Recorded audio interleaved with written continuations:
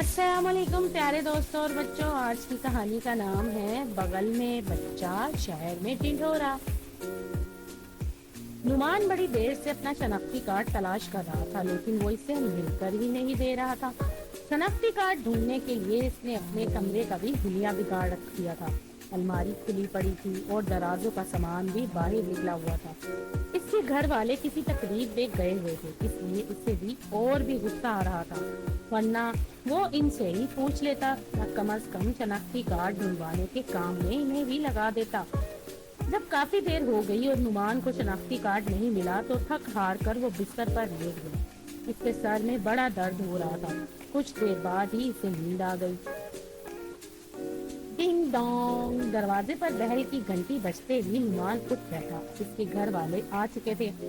घर वालों ने जो नुमान के कमरे का ये हाल देखा तो इसकी अम्मी ने पूछ ही दिया, बेटे नुमान, ये घर का क्या हाल बना रखा है तुमने? अम्मी, वो मैं शनाख्ती कार्ड ढूंढ रहा हूँ, ना जाने कहाँ चला गया है। मुझे याद भी नहीं आ रहा कि मैंने कहाँ रखा था। अलमारी की दराजें और अपनी किताबों की अलमारी खास तौर पर देखो, वहीं रखते थे तुम अपना शनाख्ती कार्ड, अम्मी ने मशवरा देते हुए कहा।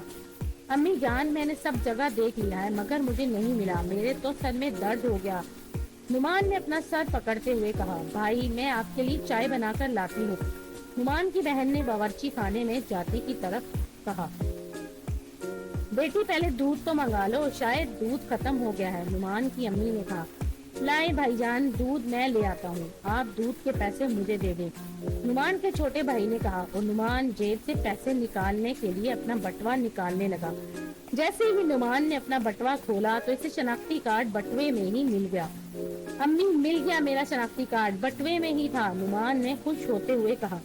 ये लो, बटवे में रखा हुआ था और पूरे घर का तुमने नक्शा बिगाड़ के रख दिया, यानी बगल में बच्चा शहर में ढिंढोरा, इसकी अम्मी ने मुस्कुराते हुए कहा और फिर सब हंसने लगे। तो दोस्तों, अगर आपको ये कहानी पसंद आए तो मेरे चैनल को लाइक और सब्सक्राइब जरूर कीजिएगा।